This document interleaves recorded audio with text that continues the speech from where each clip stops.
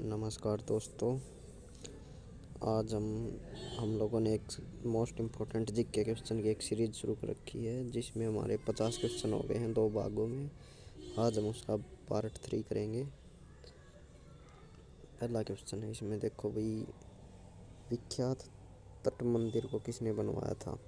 पल्लव शासक नरसिंह वर्मन ने, द्वितीय ने। जो नरसिंह वर्मन द्वितीय था, उसने बनवाया था विख्यात तट मंदिर। धोलावीरा का शाब्दिक अर्थ है सफ़ेद कुआं। धोलावीरा गुजरात में है, एक हड़प्पा सभ्यता का स्थल है। सबसे सुंदर स्थल खोजा गया है हड़प्पा सभ्यता का यह अभी तक का, धोलावीरा। क्वेश्चन नंबर 53, सिंधु घाटी सभ्यता के लोग किस देवी की पूजा करते थे? मातृ देवी की। सिंधु घाटी सभ्यता के लोग मातृ देवी की पूजा करते थे।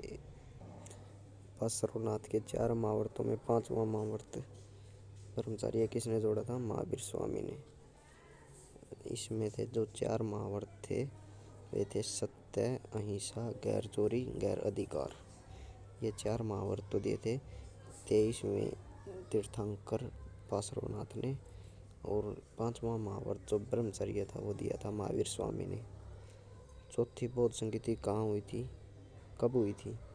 पहली शताब्दी में 72 AD, 42वीं में हुई थी। अशोक को अन्य किन नामों से जाना जाता है? देवानाम, प्रियदर्शी। देवानाम और प्रियदर्शी अशोक के नाम हैं ये भी। आर्य लोग भारत में कहाँ से आए थे? आर्य लोगों के अलग अलग धारणाएं हैं। जैसे ये मैक्स मुल्लर के अनुसार तो आए थे मध्य एशिया से। मैक्स मुल्लर के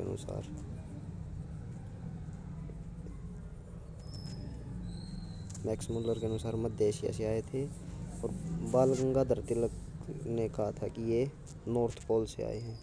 बाल गंगाधर तिलक ने कहा था नॉर्थ पोल से आए हैं। और एक ईरानी ग्रंथ है जयंत अवेस्ता। इसके अनुसार आर्य लोग ईरानी थे। श्वेतांबर के संस्थापक स्थूलभद्र, दिगंबर के भद्रबाहु। हर्यक वंश का प्रथम शक्तिशाली शासक था बिंबिसार। ये 3 वंश हुए थे, हर्यक वंश, नाग वंश और नंद वंश। शुंग वंश है, शुभ नहीं भाई, शुंग वंश का संस्थापक था पुष्यमित्र शुंग। चौहान वंश का अंतिम शासक पृथ्वीराज चौहान तृतीय। ये पृथ्वीराज चौहान तृतीय था। इसी के साथ हुए थे तराइन के युद्ध। तराइन की जो लड़ाई हुई थी 1191 और 1192 में मोहम्मद गौरी के साथ, ये पृथ्वीराज चौहान तृतीय से ही हुई थी। मुद्रा राक्षस एक पुस्तक है, इसकी रचना लिखी थी, इसको लिखा था विशाखदत्त ने। महात्मा बुद्ध का प्रतीक चिन्ह है घोड़ा। जैन धर्म के 23वें तीर्थंकर पार्श्वनाथ, इन्होंने 4 महावर्त दिए थे, सत्य, अहिंसा, गैर चोरी व गैर अधिकार। ये 4 महाव्रत दिए थे। और जो 5वां महाव्रत है ब्रह्मचर्य, वो दिया था महावीर स्वामी 24वें तीर्थंकर ने। ठीक है, इनको साफ कर देते हैं भाई एक बार।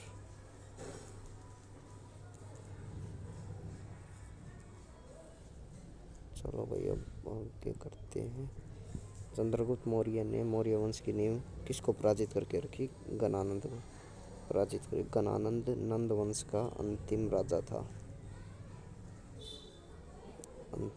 नंद वंश का गणानंद।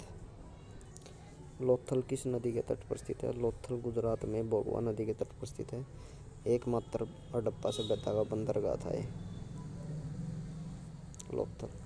ऋग्वेद के बाद में जोड़े गए मंडल पहला और 10वां। ऋग्वेद के सबसे नए मंडल थे पहला और 10वां, और जो सबसे पुराने मंडल हैं वे हैं दूसरा और 9वां। अशोक का नाम अशोक की सभी लेख में मिलता है। मास्की और गुर्जरा के अभिलेखों में मिलता है अशोक का नाम अशोक। मौर्य वंश का अंतिम शासक वीरद्रथ था। मौर्य वंश का पहला शासक था चंद्रगुप्त मौर्य, और अंतिम था वृत्ररथ। ठीक है, आर्यों का प्रिय पशु था घोड़ा। थैंक्स फॉर वॉचिंग दोस्तों। वीडियो को ज़्यादा से ज़्यादा शेयर किया करो और चैनल को सब्सक्राइब कर दो, ताकि ऐसे जो बहुत इम्पोर्टेंट क्वेश्चनों की सीरीज है या ज़्यादा से ज़्यादा बच्चों तक पहुँचे और उन सभी बच्चे इस सीरीज का फ़ायदा उठा सके। धन्यवाद दोस्तों।